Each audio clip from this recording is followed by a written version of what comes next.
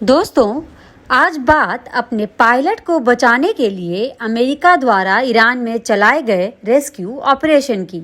असंभव को संभव बनाने वाले इस मिशन की तारीफ दुनिया भर में हो रही है। ये एक तरह का मिशन इम्पॉसिबल था जिसे यूएस ने कर दिखाया। दुश्मन की टेरिटरी में घुसकर अपने पायलट को सुरक्षित निकालने वाले इस मिशन की तारीफ दुनिया भर में हो रही है। ये बहुत ही हाई रिस्क ऑपरेशन था। दुश्मन के अत्यंत दुर्गम और कठिन इलाके में जाकर ऑपरेशन चलाना आसान काम नहीं होता, वह भी तब जब आपके दुश्मन को पहले से पता हो कि आपका एक पायलट उसके इलाके में है और आप उसे निकालने के लिए ऑपरेशन जरूर चलाएंगे।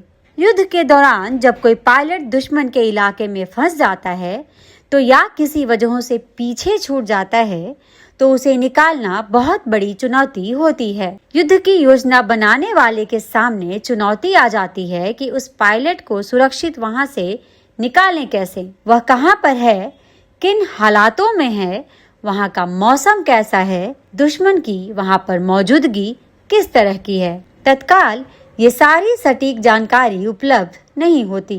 इस तरह के हालात जब बनते हैं तो रणनीतिकार सबसे पहले उस इलाके की खुफिया जानकारी जुटाते हैं। उस जगह के बारे में पता करते हैं कि पायलट कहां पर हो सकता है, वहां का मौसम कैसा है और दुश्मन वहां से कितनी दूरी पर है। ऑपरेशन यदि शुरू होता है तो वह किस तरह से इसमें रुकावट बन सकता है या हमला कर सकता है। इस पूरे ऑपरेशन में कितनी तरह की जोखिम हो सकती है, इस बात का पूरी तरह से आकलन किया जाता है। इस ऑपरेशन को शुरू करने के लिए अमेरिका के पास ज्यादा वक्त नहीं था। उसे जल्द से जल्द ईरान के अंदरूनी इलाके में दाखिल होकर ऑपरेशन को सफलतापूर्वक अंजाम देना था। उसने सभी हालातों का जायजा लेने के बाद combat search and rescue task force launch कर दिया। आगे क्या हुआ ये सब आपको पता है, लेकिन यूएस के इस मिशन की सफलता बहुत कुछ इजराइल के दी गई खुफिया जानकारी पर निर्भर करती है। रिपोर्टों के मुताबिक इस ऑपरेशन के लिए इजराइल ने जो खुफिया जानकारी यूएस को दी वह बहुत ही उपयोगी साबित हुई।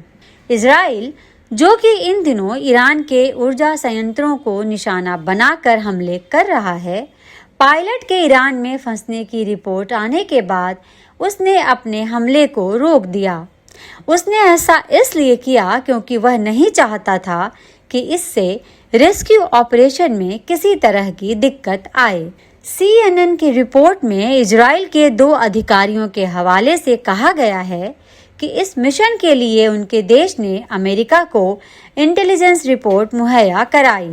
इजराइल की खुफिया रिपोर्ट और अमेरिका की अपनी सूचनाओं के बाद अमेरिका की खुफिया एजेंसी CIA ने पायलट की संभावित लोकेशन का पता लगाया।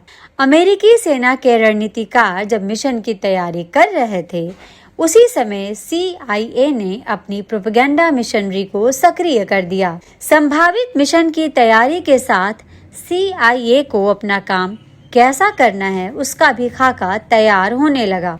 अमेरिकी खुफिया विभाग के ऑपरेटिव ने ईरान में खबर फैलानी शुरू कर दी कि F-15E के दोनों पायलट सुरक्षित हैं और उन्हें बचा लिया गया है। अमेरिका को जब ये लग गया कि ऑपरेशन शुरू करने का वक्त आ गया है तो उसके स्पेशल ऑपरेशन के फोर्स उस दुर्गम पहाड़ी इलाके में पहुंच गए जहां पायलट छिपा हुआ था। वहां पहुंचते ही अमेरिकी वायुसेना के विमानों ने इलाके को सुरक्षित बनाने के लिए उन सभी जगहों पर भारी बमबारी की। ऐसा उसने इस्लामिक रिवोल्यूशनरी गार्ड कॉर्प्स यानी IRGC को भ्रमित और उनका ध्यान भटकाने के लिए किया।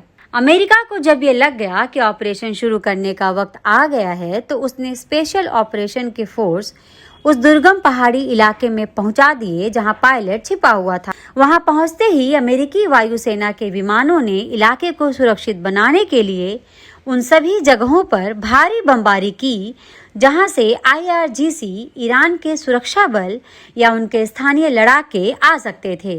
ईरान में ही ऑपरेशन वाली जगह से कुछ दूरी पर अमेरिका के 2 MC-13 OJ परिवहन विमान उतरे थे। ये हवाई पट्टी ईरान की ही थी जो एक तरह से बंद पड़ी थी। ये दोनों विमान स्पेशल कमांडो और पायलट को वापस ले जाने का इंतजार कर रहे थे, लेकिन बताया गया कि ऑपरेशन के दौरान वे थोड़े क्षतिग्रस्त हो गए।